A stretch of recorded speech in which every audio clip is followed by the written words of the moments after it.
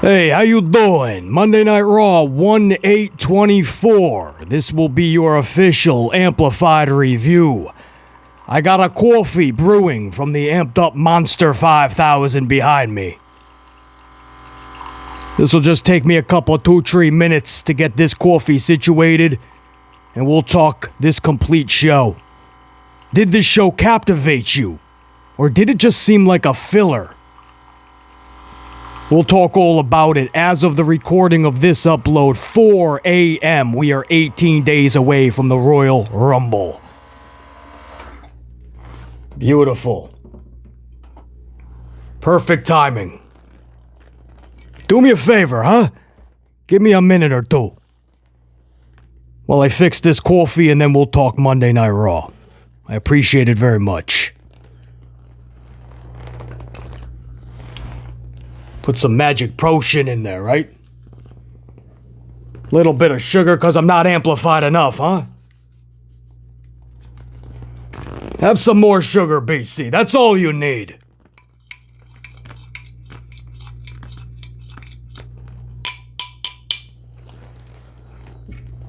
I appreciate it.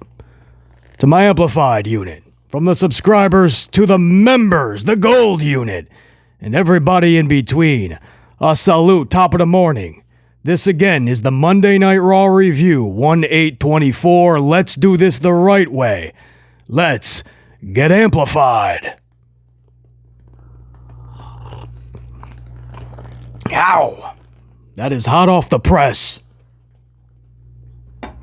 Alright, let's do this. You guys gave BC the courtesy to situate his coffee, so in return, I'm going to jump right into this review, not waste another second. CM Punk and Drew McIntyre start the show. McIntyre running off at the mouth. Punk then comes out.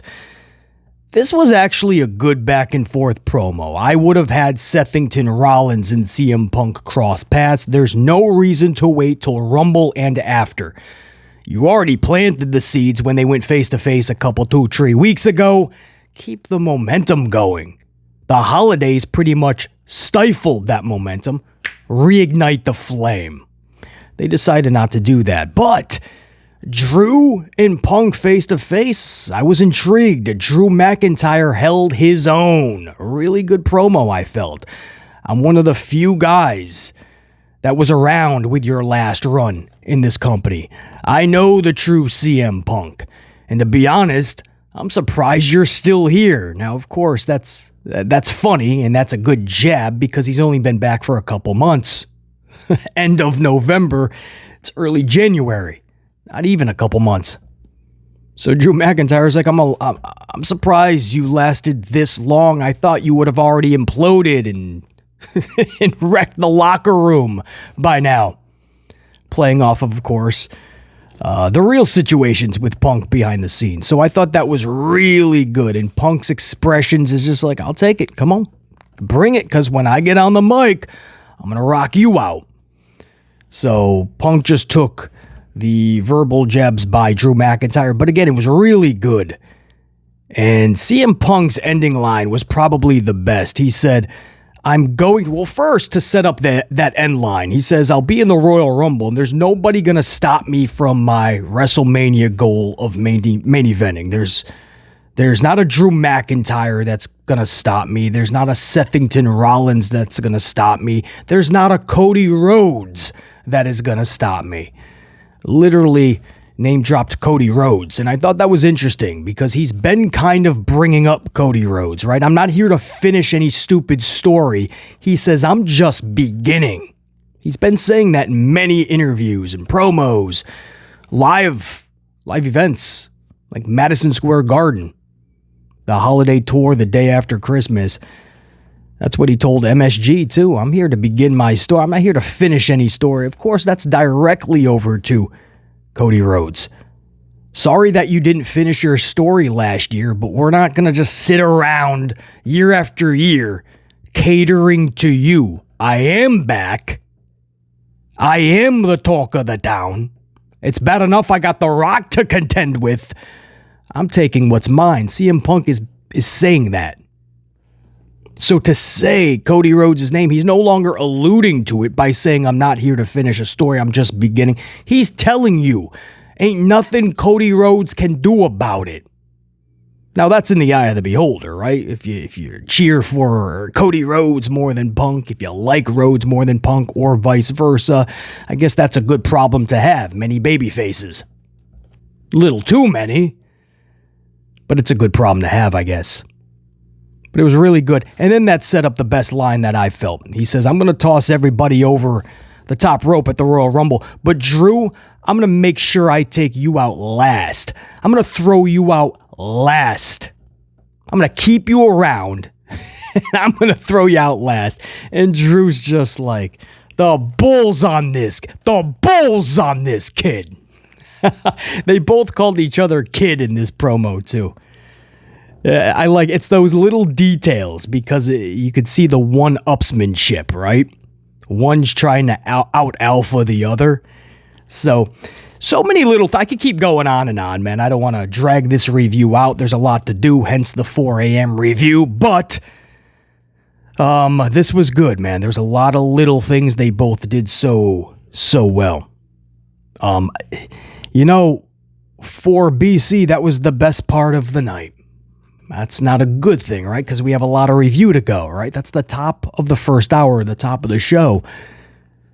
Nothing on this show really topped the intrigue that I had when Drew and CM Punk were face to face. Nothing topped as captivated as I was for the 3 hours. Nothing topped that first segment. And I guess that says a lot about Monday Night Raw. But I'll go segment by segment. Hopefully you guys will see what I'm talking about. We go into the first match of the night, if you don't mind a sip of coffee. And this was Tommaso. This was Tommaso Ciampa defeating Finn Balor.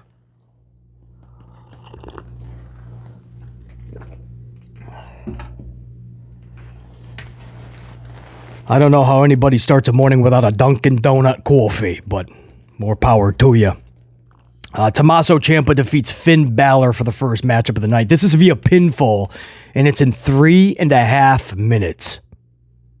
And John Gargano is on the outside. He pretty much pulls the leg of Balor, right? The same trickery that Judgment Day would do and was doing.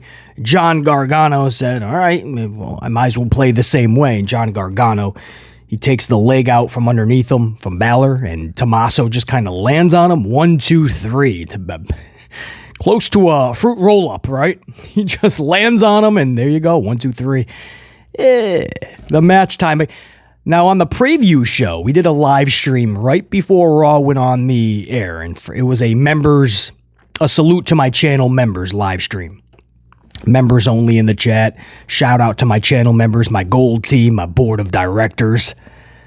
But in that live stream, I said that's going to be the match of the night, obviously, right? It's Tommaso Ciampa, it's Finn Balor. Well, 3 minutes later, and a fall on top of him W, maybe not so much. I was shocked at just everything in this match. To say that it didn't live up to potential or what it could have been would be an understatement. Nobody's fault, just the booking of it was trash. But Tommaso gets a W over. I don't know what that does. I guess it's going to set up a tag title match in the future. And to get to that, I think McDonutts and Dominic is going to take on DIY next week on Raw. Some combination of Judgment Day versus DIY. And then they'll probably, most likely anyway, win that and then get their title match. Or they could save it for WrestleMania, and that's where DIY gets crowned the titles, the champions. That would make more sense than Rumble. The heels have had the titles for this long. You're this close to WrestleMania. That's the stage they should be handing those over. If you're going to try to make a run at DIY being something special, Mania's the better stage than Rumble. And I love the Royal Rumble, but that's just the bigger stage. Or you could do it at 5 a.m. in Australia while everybody's sleeping at Elimination Chamber. Who would put a big match at a time slot, an event like that? Who would do that? Who would think that's a good idea? If you saw yesterday's uploads, you know what we're talking about. As far as DIY, man, they are just missing this. They're missing it. You know, and these are supposed to be Ludwig McMahon's boys, but maybe not so much these days. I don't know. This is not... I think when they got together, there was a big part of the audience and the fan bases that thought, okay, we're gonna go back to black and gold. We're gonna go NXT black and gold. We're gonna go DIY.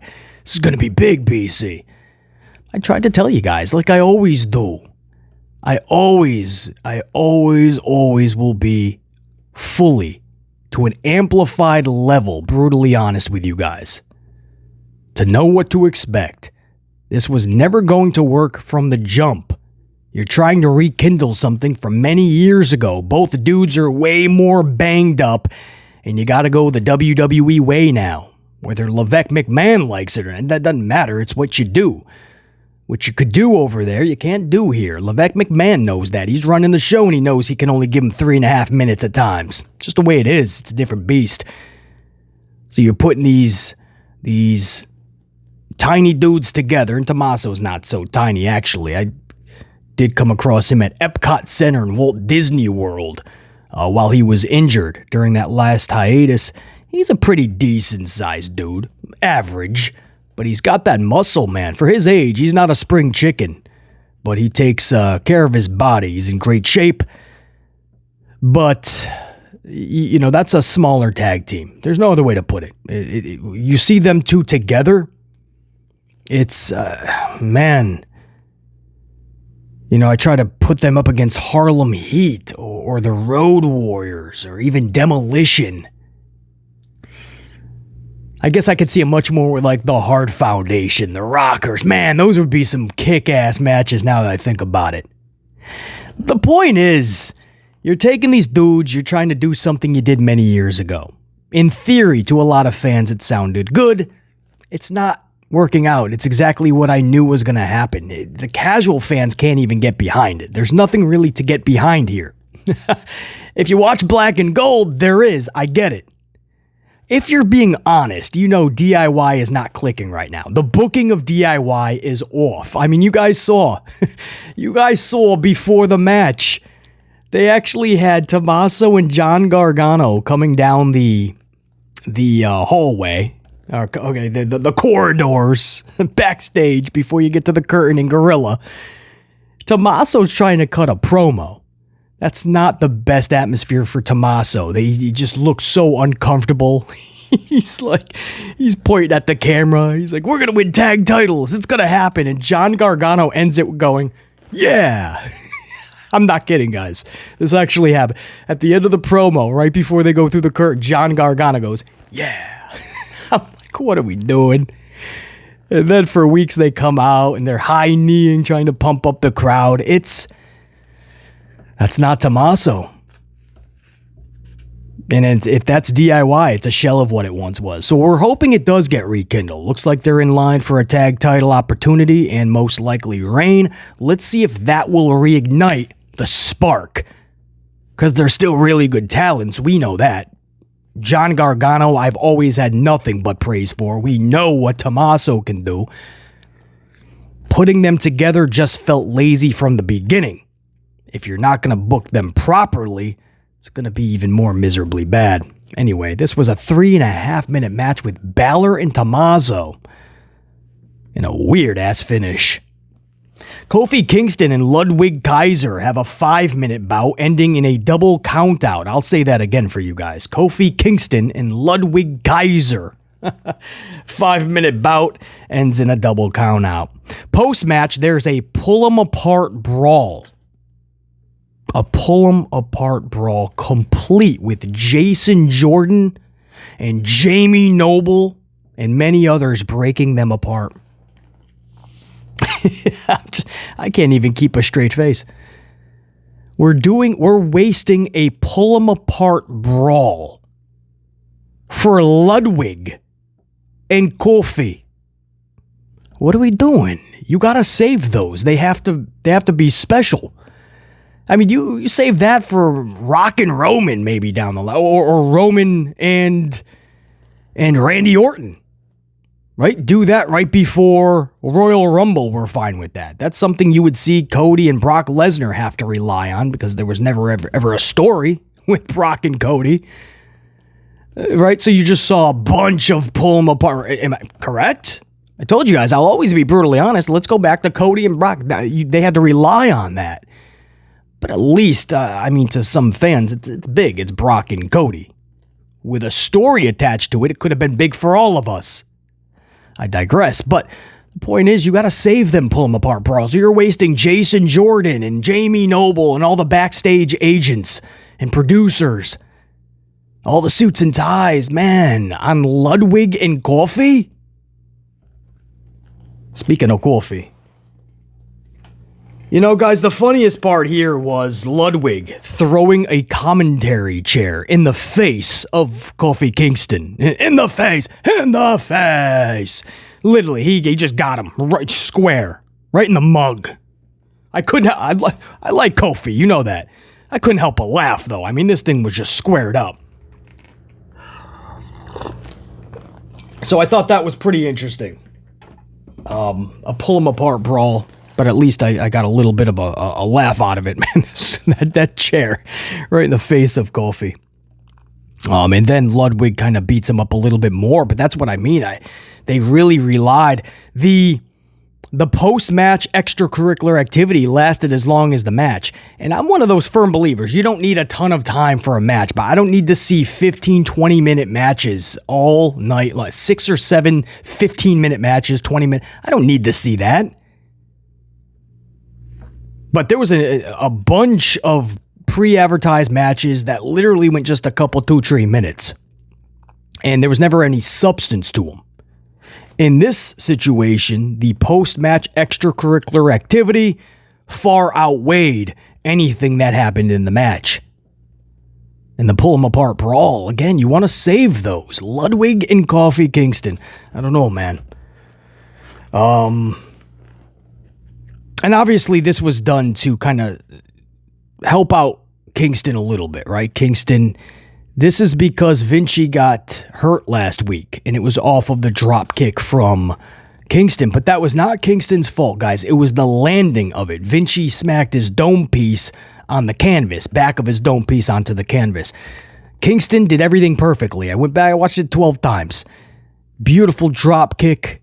Nothing that would have sent the momentum of Vinci any more than any other drop kick from anybody else. Kingston did everything beautifully. Consummate professional, hit that drop kick square and perfect. Vinci just smacked his dome piece. It's one of those unfortunate occurrences. It happens. It's one of the old school phrases, right? In pro wrestling, it's not ballet. So he smacks his dome piece.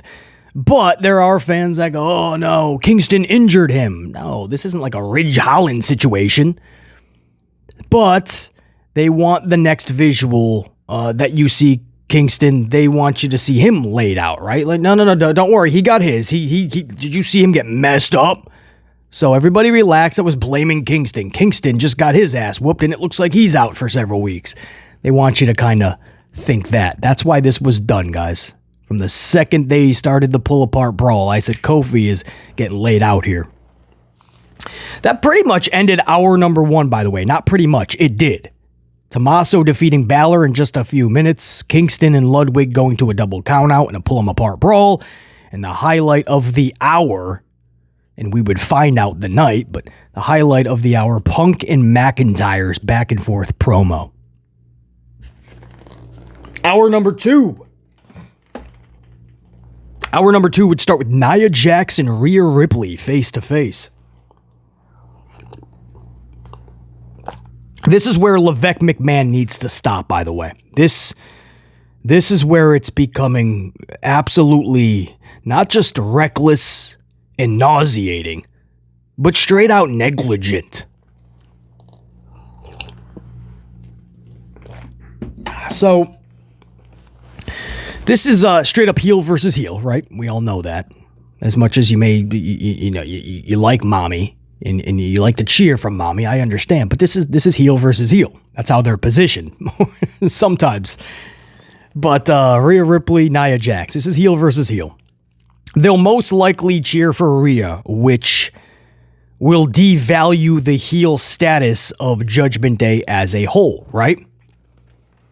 I mean, if you think about it, guys, Judgment Day, like, let's be honest. Again, this is not about just opinions. This is just about facts. If you look at Judgment Day as a whole, they've never really clicked with the majority of the audience. Right? We like the individual components, right? Finn Balor is one of the most respected dudes in the business. We like Damian Priest. We want to care more. But the truth is, most of us forget he's even walking around with that damn briefcase. But we like Damian. We want to care. Dominic is just fun to boo. McDonutts, we just forget is even a part of the roster. That's how he's being booked as well, by the way. Just he takes one L after the other. He's just the whipping boy in WWE, the Barry Horowitz, the Brooklyn Brawler, if you will. Old school wrestling fans know what I'm talking about. And then Rhea Ripley. Much respected, and people like her. So Judgment Day is just a ball of just oddities. There's no real distinction in Judgment Day, and unfortunately, while we can like the individual components, Judgment Day as a whole doesn't click. And that's because it's devalued. You don't give it a real identity, and if the company doesn't give it an identity, they're not going to know what they are, and if they don't know what they are, and they have no identity, the crowd, the audience, cannot relate or come to a conclusion of flipping out in excitement when you come through that curtain, or absolutely booing the entire group, not just Dominic. They can't come to that conclusion because there's no evidence that has been situated anyway that tells them it's one way or the other. What am I talking about, right? Let's simplify this, BC, will you? Too much coffee, BC. All right, R-Truth, for instance. Okay? He gets added to this group, or not officially, however you want to view it, but R-Truth is kind of unofficially a part of this little group, right? Or he's in these segments every week now. Cool. We all laugh. I just told you last week, it's the stupidest idea. You're taking a group that should be bona fide heels, badasses, and you're putting the biggest comedy act with them. It's a stupid idea in theory, but it works, because it's so damn funny. It's R-Truth. And Judgment Day does rock with him beautifully. So as stupid as it is, man, it's funny. It works. So I get it. But when you do that, just know that you're taking the badass out of the group. The fans are going to look at them as part of the comedy act. Because that's what these segments are. It's more comedy now with Judgment Day. You guys saw last night. How many segments that involved Judgment Day also involved comedy with R-Truth? Most.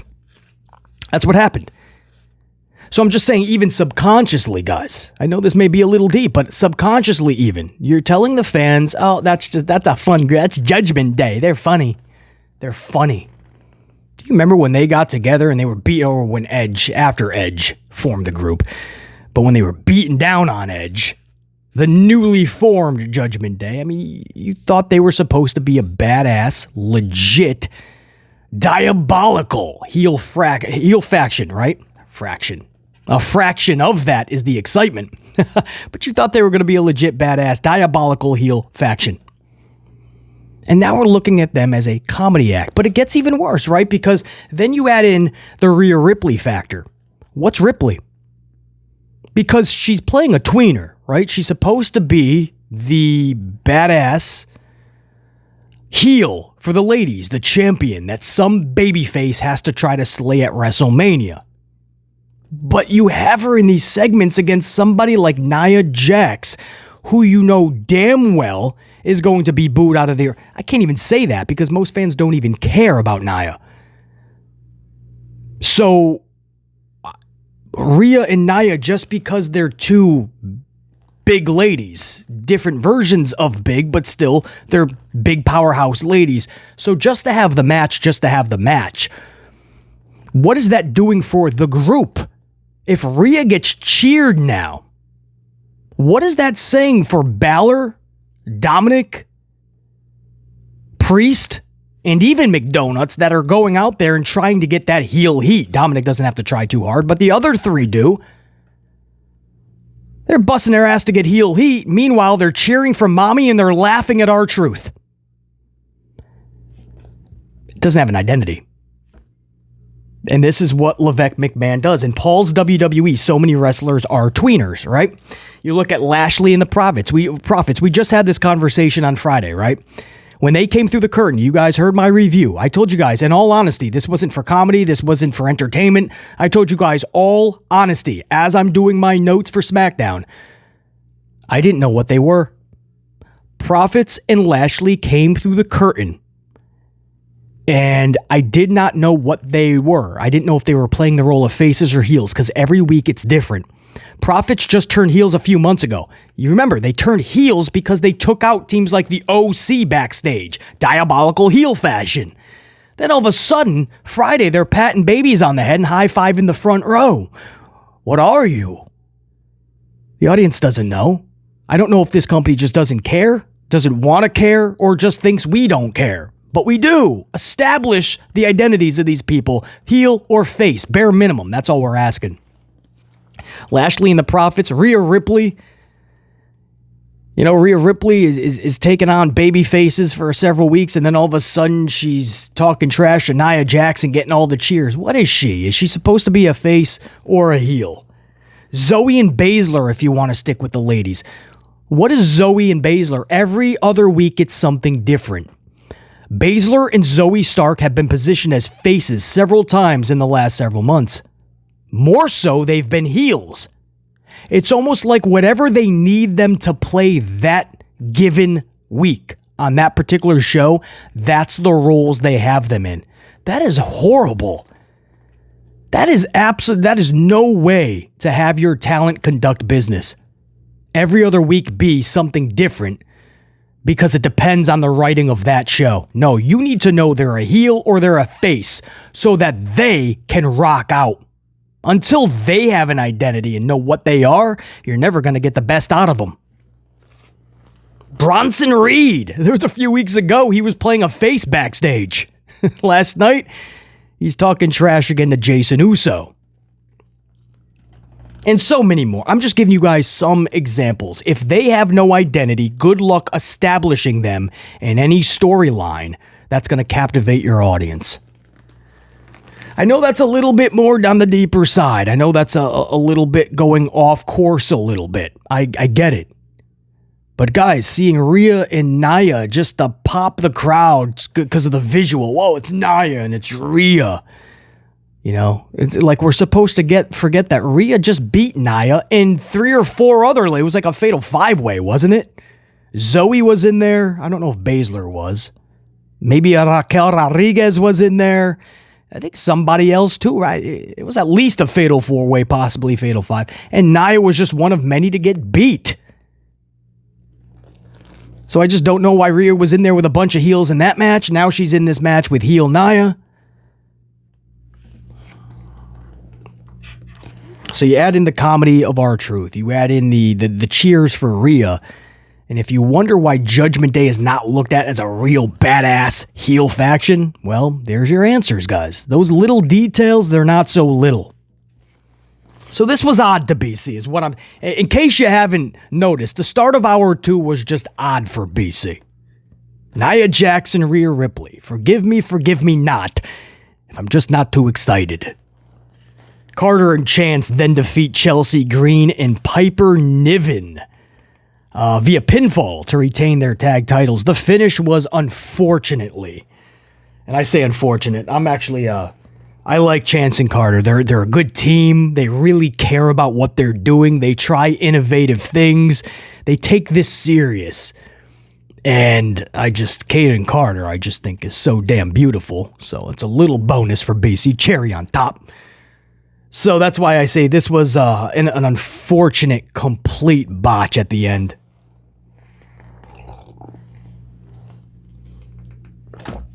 So, Carter and Chance attempted their keg stand finisher. And that's why the powerhouse of Little, because she's a tiny girl, but she's stacked. Kate and Carter, she pretty much, Chance, I should say, just kind of stands on like a handstand on top of Kate and Carter. It's the best way I can explain. You guys have seen it. And they kind of just twist, right? Kaden Carter turns around and Chance lands belly first onto whoever the opponent is, onto the belly of, in this case, Chelsea Green. But only Chance's feet landed on Green. Hardly a knockout blow to end the match. But they decided not to audible and just end the match as is. So, again, to set it up for you guys, the keg stand finisher is in effect. Chance is falling down onto Chelsea Green, and only her feet landed on Green. And that was enough to knock out Green. A champion for months, by the way. That's why it was an unfortunate complete botch. I think in those situations, an immediate call has to be made by, you may run over by a minute. I get it. All these matches were only a few minutes anyway. So they weren't dealing with a lot of time because it was just filler. Everything, there's just so many matches and just try to get as many people on TV as possible. But, I mean, a call has to be made. Levesque McMahon in Gorilla has to immediately tell the ref again, or some other move. I don't care if you got to do the same move again. But you can't end the match like that. That is so bad. And they all knew it too. I mean, Chance knew. I mean, Chance basically landed face first because only her feet landed on Chelsea, which means the rest of poor Chance landed into the canvas. That couldn't have felt good.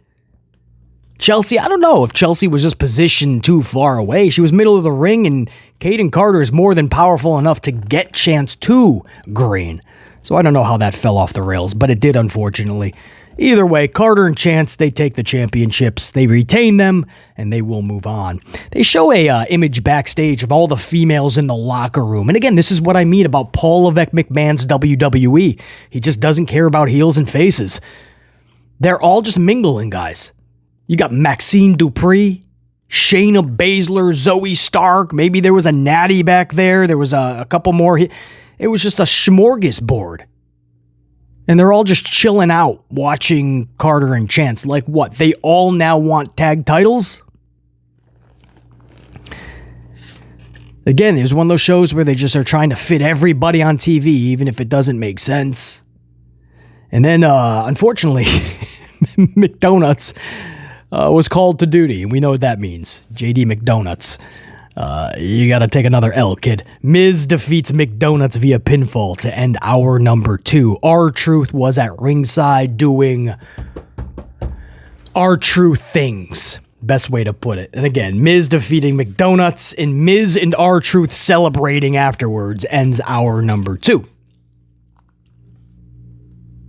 So I'm going to run down the first 2 hours just to show you guys what I'm talking about. You know what I mean? Because I'm very honest with these reviews, very, to an amplified measure. And I make sure that I'm always brutally honest with you guys so that you guys know when you check out a BC upload, whether you love me or not, like me or not, doesn't matter. You're going to get the truth from these shows, right? Because we're going to go over it. It's not just opinions, right? We're going to go over it segment by segment and see what's truly working. Even if you do like something or not, is it truly working or not? So I really do take great pride in that, knowing that you guys can come to this channel and we're going to break it down. And we're just not going to fanboy over things or just rip something apart just because we don't like it. No, we're going to go through, and this is what I mean about a filler show and not really captivating 18 days before Rumble. I'll go over the first 2 hours again real quick, just a quick summary before we get to the third hour. Punk and McIntyre face-to-face promo. Nia Jax and Rhea Ripley face-to-face promo. Miz defeats McDonutts. Kofi Kingston and Ludwig Kaiser go to a double countout. Tommaso defeats Balor in a few minutes. Carter and Chance defeat Chelsea Green and Piper Niven. And that's it. That's what I mean. The first 2 hours went by and I'm like, well, what is, like, nothing is making me excited about the Royal Rumble, right? And everything was fun just within the last, coming back from the holidays, it felt like everything was good. The Rock comes back, you're setting up, you're thinking anyway, Punk and Rollins, you got The Rock and Roman Reigns, the dream match of all dream matches. All this fun stuff that we could be excited for and getting pumped up for. And then Monday Night Raw's first 2 hours is kind of like, Not only is this doing nothing for WrestleMania, but it's Royal Rumble. It just felt like they just didn't. It felt like they phoned it in last night. And I talked about that in the preview show when I ran over the official WWE preview for Raw last night. I went over it, and there were so many matches that were already announced, and none of them are really that cabin. Come on, man. Chelsea and Chance versus Niven and Green again? Ludwig versus Kofi? McDonutts versus Miz? I mean, these matches are kind of odd. Tommaso and Balor had potential that unfortunately didn't pan out. But that's what I mean. You run down all these matches, you're like, this is why we should tune in. And they did the same thing last night. They announced 3 or 4 matches already, and I can't tell you I'm that excited for any of them. You know? I'd almost be more excited if you just say Wrestler A is in action against maybe some local jobber, right? From the bingo hall. Because then you know it's more fun. This local bingo hall guy's going to get his ass whooped for 5 minutes by the superstar.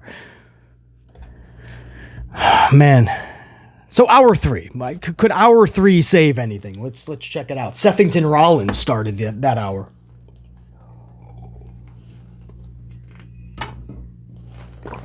So Sethington Rollins starts hour 3. He says he's never went into a WrestleMania with a world title. He's done everything else. He's even cashed in the main event. We all remember that. What was that, by the way? Brock Lesnar, Roman Reigns, correct? So, but he says he's never been on the marquee. He's never been the headliner for WrestleMania, like the announced main event beforehand. And he's never walked into Mania with the World Championship. He says, but this year that all changes. The only question is, who will I be facing? The crowd starts chanting CM Punk. Sethington replies, yeah, in his dreams. In his dreams. He's just passing right over Punk. I like this. I do. I wish there was more interaction, but if you're not going to have them cross at all, at least throw those jabs still. So we're going to go the route of Rollins is now just looking right past Punk. We're on the same brand. Just don't cross my path, kid. So I do like that. Yeah, in his dreams. And that pretty much quiets down the crowd.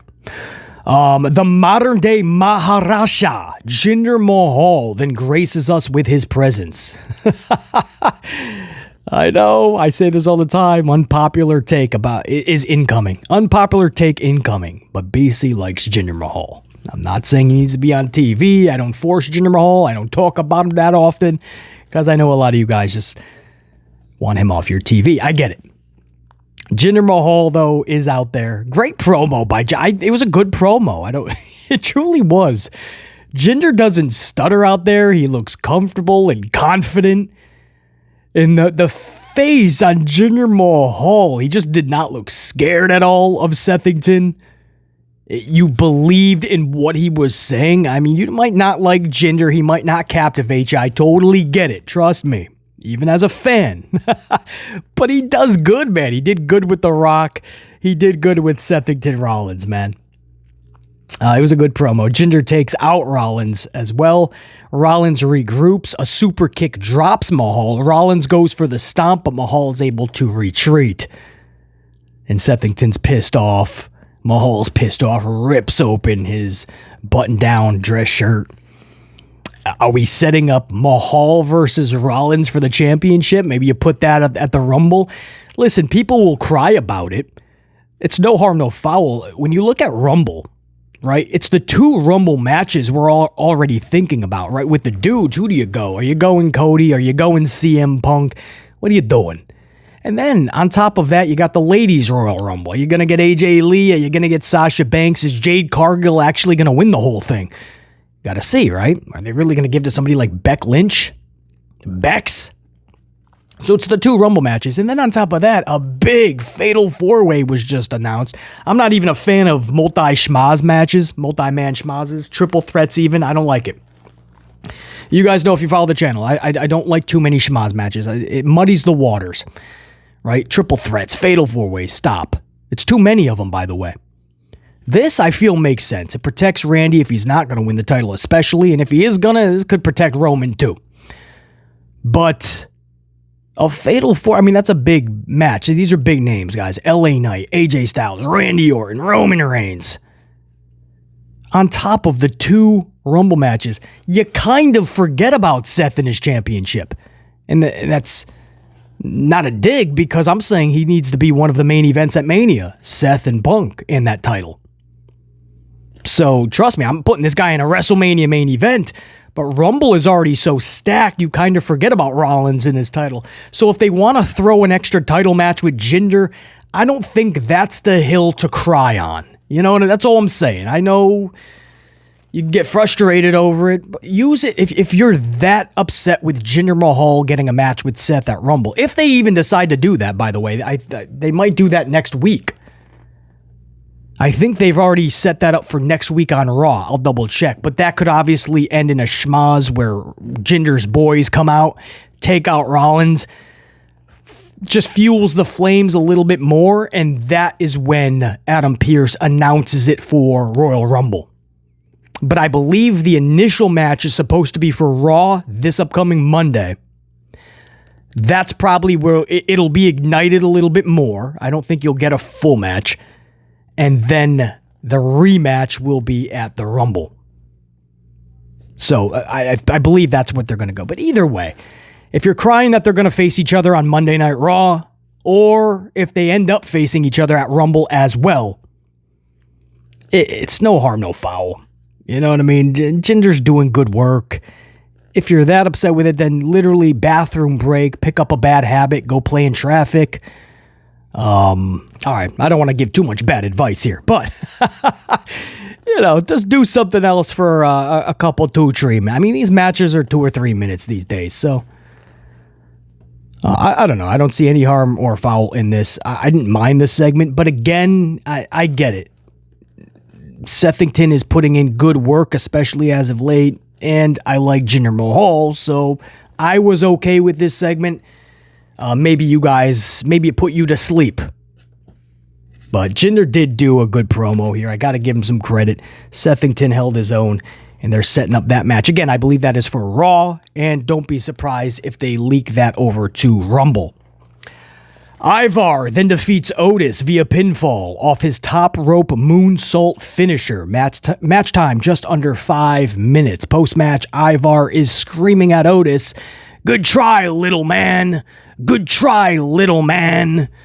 Weight-wise, he's not that much littler than you, but yes, height-wise, you do have him. But just a weird choice of words for somebody like Otis. The main event, Cody Rhodes versus Shinsuke Nakamura. Naka and Cody brawled backstage earlier, so this match was made into a no DQ match, I believe. I get them all mixed up. Falls count anywhere. No DQ. No holds barred. Basically, no DQ. Cody wins this match via pinfall victory with the Crossroads finisher. We then abruptly go off the air. Time management issues. All of this filler trying to get everybody on TV, and somehow Cody wins this match.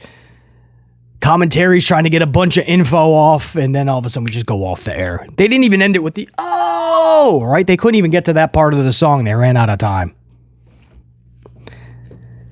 Nothing on this show captivated. You know, it's 18 days away from the Rumble. It's not the time to pump the brakes. It's time to apply more pressure on the gas pedal.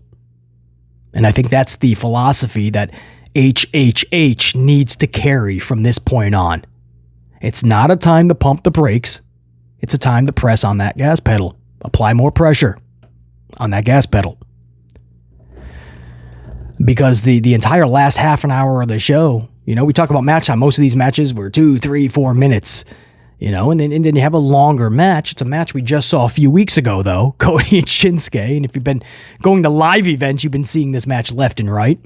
Madison Square Garden was even better with the bull rope match. But, you know, it's a match for the sake of having a match, a rematch, and then we just go off the air. Nothing was a cliffhanger here, right? And that's what a 3-hour show should be. A 1-hour drama needs a cliffhanger. You need something that makes people go, "Oh, I have to tune in next week." Cody just beat Shinsuke again. And we go off the air abruptly, immediately after. Nothing happened afterwards. Cody's like, yeah. Shinsuke's like, damn. Man, I couldn't imagine having a multi-billion-dollar conglomerate 3-hour primetime wrestling show, and that's the most creativity I have. Let's end the show with Cody beating Shinsuke. Okay, what happens next? Do you need 3 minutes, 5 minutes? Do we need 10 minutes for the post-match extracurricular activity or to set up whatever we're setting up for next week and beyond? Oh, we don't need anything. We don't even need a minute. We're just going to have Cody beat Shinsuke. I have nothing else. Do you want us to think of anything else, boss? No, Cody just beat Shinsuke, and then we just say, good night, everybody. All right, boss. We got to do better. We have to, man. There has to be. I'm cool. You want to have a half an hour main event? Cool. Everybody gets their wrestling rocks off. Cool. Maybe we can yell, this is awesome. Fight forever. Holy shit. Right? We can do all the wrestling chants. Maybe afterwards we can rate the match, right? I give it 4 stars. Well, I'm giving it 9 stars. 9? You can't do that. Right? We can do all the things that wrestling fans like to do in 2023. But after the match, you still have to set up the storylines, man. Captivate us with the cliffhangers. Throughout the night, you went backstage just to see people like going to Gorilla, right? They're getting pumped up for their matches. That's all we did the whole night. There was one, I should say, right? There was the Shinsuke Cody Rhodes little backstage scuffle. Aside from that, they didn't even go away from the ring much at all. At all. R-Truth, by the way, we already talked about his comedy. He did this thing where he's talking about how he's such a big part of Judgment Day, and he pretty much superimposed himself in all of Judgment Day's big accomplishments. Money in the Bank. He's up there on a ladder himself. He's in the Women's Royal Rumble with Rhea Ripley, right? It was funny. Other than that, man, nothing made this show. You would never have to see this show, and not even a segment of it. You would never have to go back and watch again. So that's it, man. I wish I could speak a little bit more positively of it, because lately, man, you could tell BC's pumped up for WrestleMania season. You know, there's a lot of good stuff to look forward to. And you could probably sense that in BC, man, because I'm truly pumped. As a fan, take the critic hat off and the reviewer hat, man. As a fan, I'm pumped up for a lot of this. This is just this was a massive miss. So, okay, you dust yourself off, mulligan. From here on out, just get off the brake entirely. Trust yourself. Get off the brake. Apply a little bit more pressure to that gas. Feel the momentum pick up. Collect a little bit more speed. Because this road to WrestleMania, we need a little bit more speed. You don't want to get passed up, and you don't want to get pulled over for being too slow. Because at this point, that's what's going to happen. Pick up a little bit more speed and momentum. This road to WrestleMania needs a little bit more octane. Until next time. And there will be that next time. Top guys, we are out. BC saying check you.